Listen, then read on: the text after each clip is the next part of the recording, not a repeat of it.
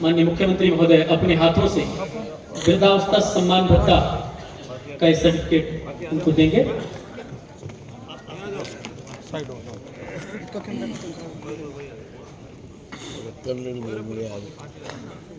एक बार तालियां बजाएंगे, हमें माननीय मुख्यमंत्री महोदय का आभार भी व्यक्त करेंगे।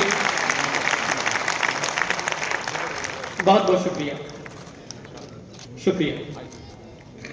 और आप गायत्री देवी जी, रमेश जी, राजवीर जी, सरला देवी जी, कौशल्या देवी जी, राम दिनेश जी, माताओं बहनों, नौजवान साथी भी कुछ बैठे हैं। और अगर आवाज बाहर तक पहुंचानी हो तो भारत माता की। बहुत बढ़िया। तो अमुक चीज में संख्या घट गई, हमने कहा हमको खुशी है। बीमारी हारी का हमारे लोग अगर कम हो जाए, स्वस्थ लोग बढ़ जाए, क्या दिक्कत है। हमने इसके लिए एक नया कार्यक्रम शुरू किया कि लोग बीमारी ना हो, इसके लिए यानी गांवों के अंदर पार्क व्यायामशाला शुरू कर दी और हर एक जगह योग सहायक तय कर दिया। योग कराओ, इनको आयुर्वेद की चीजें खिलाओ, इनको गाइड करो कि खाने पीने में क्या खाना क्या नहीं खाना, गलत चीज मत खाओ, ठीक खाओ, पीना खाना छोड़ दो, खाना छोड़ दो मतलब पीना छोड़ दो। क्या पीना छोड़ो? पानी नहीं, दूध नहीं, जो मैं बता रहा हूं वो छोड़ दो।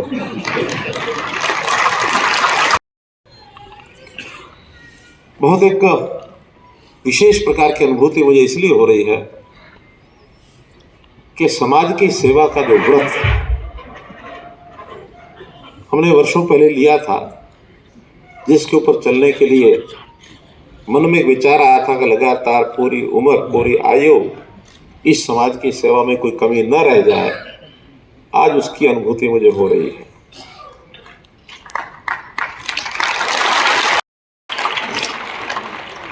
समाज के लिए क्यों काम करता है कोई व्यक्ति, मुझे कई लोग पूछते हैं, आपके मन में इतने सारे विचार क्यों आते हैं, ये लाभ इसको दे दो, ये लाभ उसको पहुंचा दो, ये लाभ उसको पहुंचा दो। मैंने कहा आपके परिवार में कितने लोग हैं? उन्होंने गिनाया, मेरे माता पिता हैं, मेरे 2 भाई हैं, 1 बहन है, मेरे बच्चे हैं, 8-10 परिवार के सदस्य हैं। मैंने कहा आप उनके लिए काम करते हैं ना? हाँ करता हूँ। मुझे जो आय होती है मैं उनके लिए ही सब कपड़े भी लेके आता हूँ, उनके जूते भी लेके आता हूँ, उनकी बीमारी में भी पैसा खर्च करता हूँ, उनकी पढ़ाई पर भी करता हूँ, बुजुर्गों की सेवा भी करता हूँ। क्यों करते हो?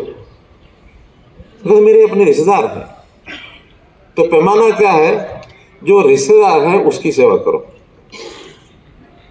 अब ये भाव मन में लाने के लिए जब हमने विचार किया कि मेरे पास हरियाणा की जिम्मेवारी आई है मुख्यमंत्री के नाते, तो क्या मैं ये 2,80,00,000 लोगों को अपने परिवार का सदस्य नहीं मान सकता?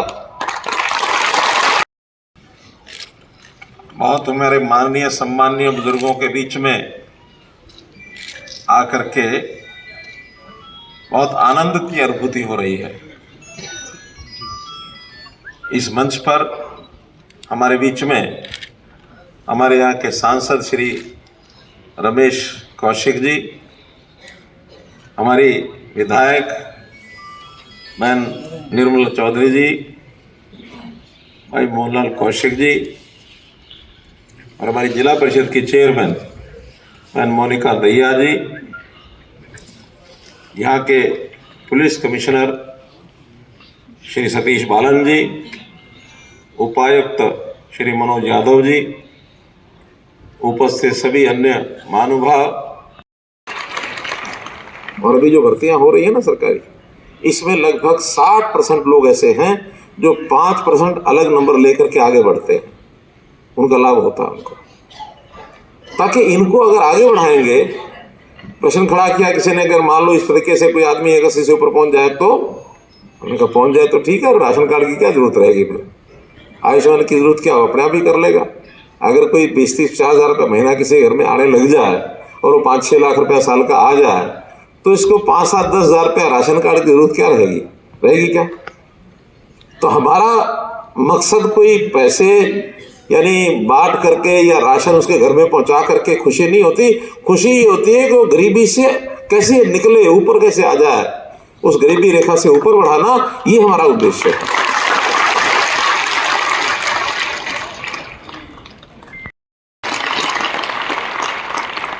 उसको माना है और मान करके तभी विचार आता है कि समाज के अंदर, जैसे परिवार में भी कोई कमजोर व्यक्ति भी हो जाता है किसी कारण से, शरीर के कारण से उसकी किसी मानो और कमी हो जाती है, उस कमी के कारण से, तो ऐसे समाज में भी अलग अलग तरह के जो लोग होते हैं उनमें भी कोई न्यूनता रह जाती है। तो सेवा का हक, पहला हकदार वही होता है जिसके अंदर कोई कमी हो, शारीरिक हो, आर्थिक हो, गरीबी हो, बेरोजगारी हो, शिक्षा की हो, स्वास्थ्य की हो।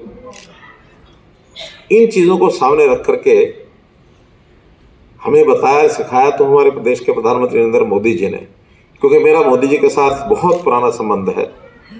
उनका विचार भी यही है जो हमारा विचार है। वास्तव में तो हम किसी एक यूनिवर्सिटी के विद्यार्थी रहे हैं दोनों। कुछ लोग जानते हैं वो कौन सी यूनिवर्सिटी है, डॉक्टर हेडगेवार यूनिवर्सिटी। कि थोड़ा पैसा ले लो, 180 से ऊपर भी लिमिट बढ़ा दो। हमने हिसाब लगाया कि अभी कुल मिला के एवरेज एक परिवार के ऊपर 3,000 रुपये का खर्च आता है। तो जब बातचीत की, कुछ लोग बैठे थे, भाई 1500 हम भर देते, 1500 आप दे दो, करने का हम ले लो। हमने वो योजना भी खोल दी, 180 से लेके 3 लाख तक की जिसकी इनकम है परिवार की, उसको भी जोड़ा है। 38,000 लोग वो भी जुड़ चुके हैं। तो आज 40 लाख ऐसे परिवार हैं जो आयुष्मान भारत चिरायु हरियाणा इसका लाभ उठा रहे हैं। और यही बात राशन कार्डों में भी हुई। हमने 12 लाख 13 लाख का राशन कार्ड भी नए बनाए कि इनको भी लाभ देना चाहिए। और साथ में ये भी तय किया कि इनको सबको क्या 180 से रखना, नीचे रखना जरूरी है। तो तब ध्यान में आया कि नहीं, इनका अगर रोजगार, इनके अगर व्यवसाय को बढ़ाया जाए, कुछ लोगों को प्राइवेट नौकरी मिले, किसी को सरकारी मिले, और गरीब आदमी को पहले लाभ दो। हमने गरीब के परिवार जिसके घर में एक भी नौकरी नहीं है, उसके बच्चों को 5% अंक अतिरिक्त दिए कि पहले इसमें से लो, बाद में फिर दूसरों में से लेंगे।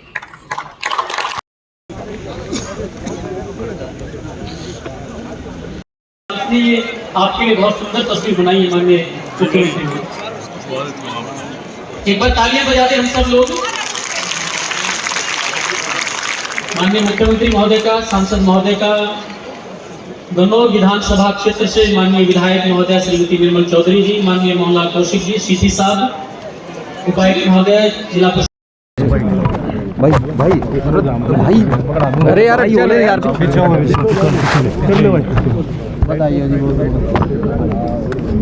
बाइट ले लो सीएम साहब, दिन में भी नहीं बोले थे, यहाँ पे बोलते थे। चलो ठीक है,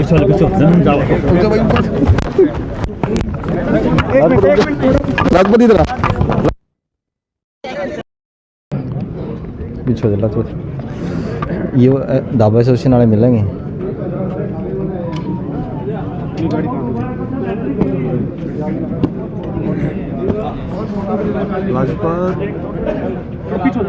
पीछे मारेंगे, तो मारेंगे।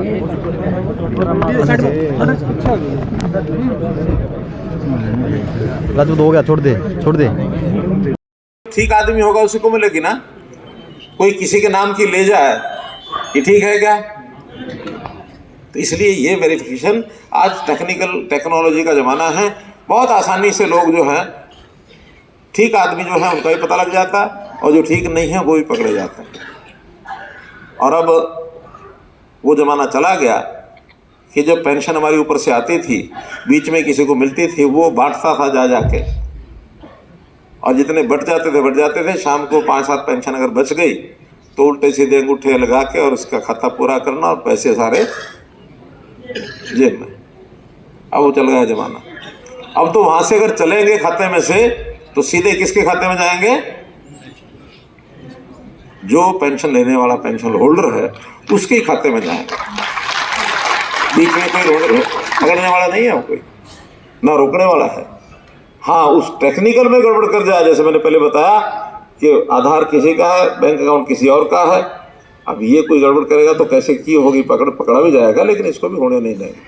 और अब तो हमने यानी किसानों के खातों में उनकी जो फसल होती है उसकी जो कीमत होती है, उसकी जो पैसा आता है उसकी कीमत का, पहले तो आड़तियों के खातों में जाता था, अब सीधा किसान के खाते में। किसान अपने आप को कभी लखपति करोड़पति तो कहता ही नहीं था, अब कई किसान करोड़पति भी हो गए, लखपति भी सारे हो गए। ये जो नशा और ये जो ड्रग्स हैं ये हमारे जीवन को खराब कर रहे हैं। इसके कारण से हमारा शरीर खराब होता है।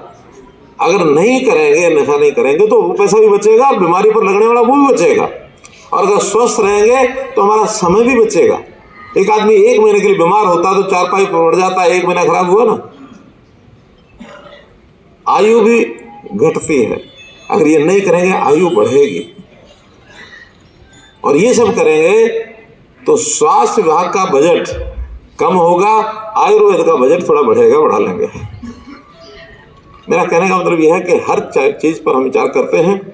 उसमें से जब विचार आया कि बुजुर्गों की जो पेंशन है ये भी इसकी कैसे कम से बढ़ रही है, आपको पता ही है।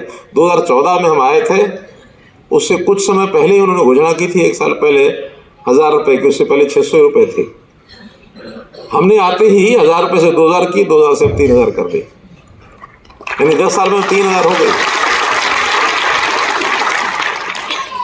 बोलने को कुछ और भी बोलेंगे लोग, हम आएंगे तो ये कर देंगे, हम आएंगे तो वो कर देंगे। अरे भाई, सारा हिसाब तो देखना पड़ेगा ना कि अपने पंजाबी में कहते हैं कुन्नी। कुन्नी क्या होती है? अपनी जो पोटली, अपनी पोटली में पैसा कितना उतना ही तो लगा पाएंगे। पोटली का पैसा जैसे घर में महिलाएं लगाती हैं, सरकारें भी वैसे लगाती हैं। हमारी पोटली में पैसा कितना है उसको कहते हैं बजट। बजट में जितना पैसा होगा उतना ही तो दे पाएंगे। अब कहने को नारे लगाने वाले पता नहीं क्या क्या लगा रहे हैं। अरे ये करना था उस समय कर लेता ना जब आप राज में थे, उस समय क्यों नहीं किया? तो हम एक एक चीज को आगे बढ़ते हुए अपने प्रदेश का स्वास्थ्य भी ठीक रहे, लोगों का स्वास्थ्य भी ठीक रहे, और हम किसी के आगे हाथ भी ना फैलाएं। ये मेरा पड़ोसी प्रदेश है पंजाब, घोषणाएं कर देता बड़ी बड़ी, और फिर कटोरा उठा करके केंद्र सरकार के पास चला जाता, मुझे 50,000 रुपये दे देते। हम कहते नहीं, जो हमारे पास है उसी में से अपना काम चलाएंगे, उसमें से अपनी जनता को सुखी रखेंगे। पैर उतना ही फैलाओ जितनी क्या कहते हैं, जेती, हाँ, जेती चौड़ी चादर। आज उनके सर्टिफिकेट बन गए हैं, अगले महीने ये पेंशन उनके खाते में पहुंच जाएगी। अगले महीने क्या, 7 तारीख को, इसी महीने अगले महीने आएगा। तो ये सारा एक कार्यक्रम होता है महीने भर का, तो अगले महीने से पेंशन सब बनेगी। एक और भी विषय थोड़ा सा मैं ध्यान कराता हूं, क्योंकि हमारे यहाँ मीडिया के मित्र भी हैं, वो भी सब ध्यान कर लेंगे कि वेरिफिकेशन बहुत ज़रूरी है। जैसे 60 साल की उम्र हो गई कि नहीं, ज़रूरी है, क्योंकि 8 साल पहले हमको ध्यान में आया कि कांग्रेस के टाइम के ऊपर कुछ लोगों ने 50 साल, 52 साल, 48 साल, 55 साल उन्होंने पेंशन बढ़वा ली, और जब उसका वेरिफिकेशन हुआ तो फिर डिपार्टमेंट ने कहा कि नहीं, वापस लाओ, रिकवरी निकाल दी उनके ब्याज समेत। आखिर मैंने आकर रोका, मैंने कहा भाई वापस लेने का ये तरीका ठीक नहीं है। अब जो ले गए, गलती कर गए, गलती हो जाती, किसी भी हो जाती है, आगे सावधानी बरतो कि 60 साल से पहले बने नहीं, और जिनसे आप वापस मांग रहे हो इनका जिस दिन ये 60 साल के हो जाएंगे उस दिन जो पेंशन देनी है आधी इनको देते रहो, आधी पिछले वाली काटते रहो। क्योंकि उस टाइम तो अगर मानो उन्होंने 1500 रुपये भी लिए होंगे तो अब तो 3000 का आधा भी 1500 हो जाएगा। 1500 उनके कटेंगे, 1500 तो मिल जाएंगे। अब जब तक कटते रहे तब तक, जब तक पूरे ना हो तब तक काटते रहो। और भाई अगर कुछ रह जाए और वो आदमी ना रहे, कोई बात नहीं, उसको छोड़ दो। पिछले परिवार के लोगों से नहीं लेने की, इससे भी ये सुविधाएं देनी पड़ती हैं। साथ में इनकम की एक लिमिट पहले होती थी कि जो बुजुर्ग हैं पति पत्नी, उनकी इनकम 2 लाख रुपए साल से ऊपर नहीं होनी चाहिए। हमें लगा कि 2 लाख कम है, हमने उसको आके 3 लाख कर दिया कि अब 3 लाख रुपए की इनकम अगर है, उससे नीचे है तो पेंशन देंगे, उससे ऊपर है तो नहीं। क्योंकि 3 लाख से ऊपर का मतलब ये है कि उसको 25,000 रुपये महीना कहीं ना कहीं से आ जाता है। 25,000 महीना जब अपना ही कमा रहा है तो फिर इस 2-3 हज़ार की जरूरत है क्या महीने की? क्यों, काम चल जाता है ना। तो कुल मिलाकर के, और एक और भी चीज, उनके हम एड्रेस भी चेक करते हैं, उनके जो आईडी कार्ड भी, वो क्या आधार कार्ड भी चेक करते हैं। कहीं कहीं फर्जीपुणा भी चल जाता है, फर्जी केस भी बहुत ध्यान में आए हैं। कहीं कहीं पड़ोसी प्रदेशों में, पंजाब के, यूपी के, राजस्थान के, ये लोग भी आकर के अपने किसी रिश्तेदार के घर में एड्रेस बनवाया और आके ओल्ड एज पेंशन लेने लग जाते। रहते वही हैं अपनी अपनी जगह, क्योंकि वहाँ तो कम मिलती है, 1,000 रुपया, 600, 800, यहाँ 3,000। तो थोड़ा ये आधार से मिलेगी तो एक ही जगह से, चाहे वहाँ से लो चाहे यहाँ से लो, लेकिन वहाँ 1,000 छोड़ देंगे, 3,000 ले लेंगे, ये बात अच्छी नहीं है ना। तो गलत आदमी पेंशन ना ले जाए, इसके लिए लगातार उसकी वेरिफिकेशन भी करते हैं। और अभी कुछ ध्यान में आया हमको कि 25-26 हज़ार लोग ऐसे हैं जिनका आधार कार्ड कुछ और है और बैंकों के नंबर बदल करके कुछ ना कुछ गड़बड़ होगी, बैंक के उनके नंबर मिलते ही नहीं। जो हमारे पास आधार कार्ड है उसका बैंक का अकाउंट नंबर कुछ और है, लेकिन ओल्ड एज पेंशन वो किसी और बैंक के अकाउंट में जा रही है, और उनका ट्रेस किया तो आदमी उन जगह पर, उन पतों पर रहते भी नहीं है। कई तमाशे आते हैं। तो हमने कहा कि ऐसे लोगों को कि अगर पेंशन मानो इस महीने नहीं आती है तो बैंक में आकर के अपनी हाजिरी लगा के जाएं। बैंक में आएंगे, हाजिरी लगाएंगे, उनका एड्रेस बदल गया है या अकाउंट नंबर बदल लिया उन्होंने, या कोई और बात हुई है, फ़ोन नंबर बदल लिया है, तो ऐसे कम से कम हमारे पास रिकॉर्ड तो ठीक होना चाहिए ना। अगर रिकॉर्ड ठीक नहीं है तो कल को कोई भी उसका एक फर्जी मामला निकल आएगा, कल को फिर स्कैंडल बनेगा कि इतने रुपए का गड़बड़ हो गई। तो इनसे भी बचना है ना। तो ऐसे सब बुजुर्गों को जिनकी इस महीने मानो किसी कारण से नहीं पेंशन आती है, 10, 20, 15 हज़ार होंगे, तो वो जाके बैंक में अपना वेरिफिकेशन करा के आए। वेरिफिकेशन होते ही अगले महीने 2 महीने की आ जाएगी, इस महीने की भी, अगले महीने की। ये तो ठीक है, क्यों?